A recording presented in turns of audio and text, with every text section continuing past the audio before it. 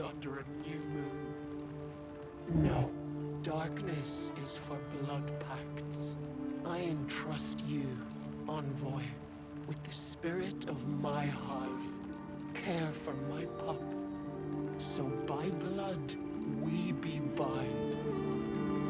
I was notified that I had one day to register for a beta test of Soulframe, and since I have friends with over 2000 hours in Warframe, and me myself nearly 800 hours, having anything new in this field from the makers of Warframe was exciting, and I eagerly made an account. The game Soulframe is stunningly beautiful and you play as a Tenno just as in Warframe, but the setting is completely different, at least compared to the old Warframe. Soulframe is comparable with the planet-side Warframe, where you can explore large planets and have locals who give you quests and sell items and so on. You can choose from 3 frames: Spirit, Courage and Grace. And Courage is a melee frame, Grace is a ranged frame and Spirit is a magic frame. I decided to step out of my comfort zone and choose the Spirit frame, which can be compared to a druid. Healing, crowd control and ranged spell attack. This game will not hold your hand, but the first steps you will be guided by a little minnow. You can call upon this minnow using the G button, which will also show you the path to the closest objective. And the first priority is to find an ancestor, which will join your camp. You can press tab to go to your camp and will find a large native style hut with several beds and in the middle back a cabinet. There you can view your spells and gear, which will level up as you defeat enemies and do objectives. You can enhance your primary weapon and there are other weapons, but you are far away from making any changes for now. You also have your pact with a totem, which will be your bonded weapon, and you can choose many upgrades there as well as you level up. Every time you go back to your camp, you will get all the experience and items you gathered in between the times you went to the camp, a sort of expedition concept. After leveling and rescuing the first ancestor, it will show up as a glowing area in your camp, and going there will build his station. It's basically a scribe and a tutorial guide of sorts. You do get some more quests along the way, but in Elden Ring style fashion. There is no red thread throughout the game, you're fully expected to explore and find quests along the way.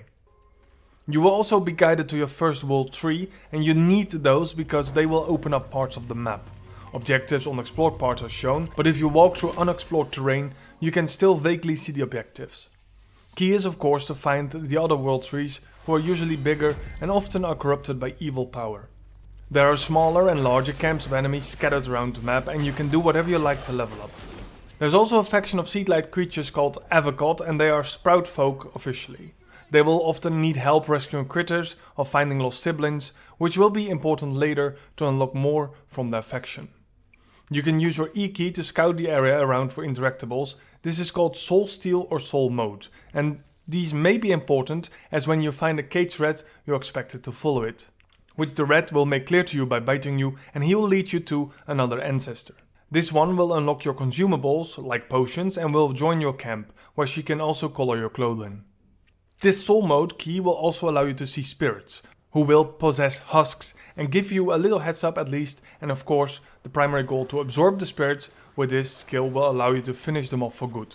Same counts for normal enemies, as you see a small glow coming out, finish them off with your Soul Steal skill, and the Soul Steal is activated by tapping E very shortly, so just press it.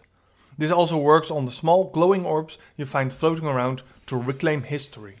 You can destroy a lot and there will be much material inside, wood from chests and crates and iron from weapon racks and so on. And also defeated enemies can drop loot, but mostly drags, which is the local currency. You also need a lot, but for that you need to find the blacksmith Tuvalcane, a very troubled lady. A bit to the northeast of your starting area, you'll find a helmet dug up in a heavily guarded area. You have to carry this to the blacksmith and the minnow will guide you towards her. You can use the R key to sheath your weapon, but also drop a helm or any other item you carry to make sure you can fight if you get attacked. Now you can start crafting, but at first not much, as you need reputation with Tuvalcane. This counts for nearly everyone you encounter, whether it's a mighty stag or a lowly witch. By doing quests and letting them craft, you will gain reputation. In Warframe fashion, this will also be the place where you can sway from free to play, as you need premium currency to rush or wait 4 hours for your first blades. Luckily, you should have some starting premium currency. You can level your new blade, but it may not be easier, since for example a spirit tenor with melee will not be able to stay in range or even destroy the metal corruptors, which requires range. But luckily you can throw melee weapons, which you do with your middle mouse button from block position, so first hold right click and then middle mouse button, and recall them by just tapping the middle mouse button. Middle mouse button or mouse button 3 is important as it also enables you to do power attacks, which charge and then do very high damage with a strong stagger bonus, which will stun enemies much more easily. There are a lot of great puzzles and some not so great system, like using a grappling rope, which requires you to hit the target in front of you and through there the target you want to attach to. So you will need a bow or throwing weapons for those. That didn't stop me from spending over an hour in a single dungeon, because it contained a lot of these 5 big loot chests and an equal amount of complicated puzzles. Find ancestors like Ode'n the she-wolf, who will send you back to the Undercity to save her pups. You can choose a pup, but this is at the moment not implanted yet. The Undercity is the world below the overworld, and many missions lead to many of the entrances. The Undercity has a randomized dungeon, and each time the door opens, a new puzzle awaits, and you can always find a loot room in the end. After several dungeons, it is possible to get the blacksmith leveling 2 or even 3, which enable gear recipes and even reforging. And so, the eternal grind for materials begins. You can invite friends to play the game, but in the current beta state, it is highly advised to be either the host or play solo. As a party member you are nothing but a glorified NPC, and at this point the game is still riddled with bugs for everyone except the host. When you want to do a special attack with a 2 or a 3 key, there's a high chance your controls completely freeze and you can only walk and jump and have to relog.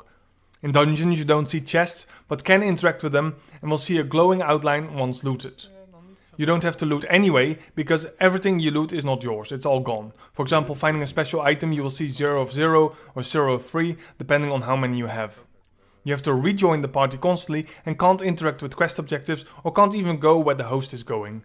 If anything needs to be unlocked, for example, you do the mandatory quest from the start, there's a chance to permanently bug your character, as you don't get the items, and even worse, if you're on a different stage of the early quests, you completely break your quests, which may result in missing out of buildings. So while single player is almost post-beta state, the party system is still in an alpha state. Overall, I have a very positive feeling about this game, and when it's playable, especially with friends, because that's how I want to play, as I also did with Warframe, I think this game has great potential to be actually good. You can check out the game, but don't expect all the content, because you will be permanently running into systems that are not implemented yet or are still to be implemented soon.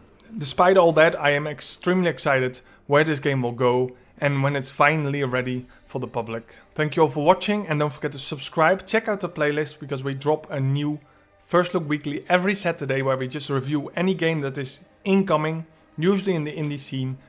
So make sure you're ready and get notifications when a new one arrives.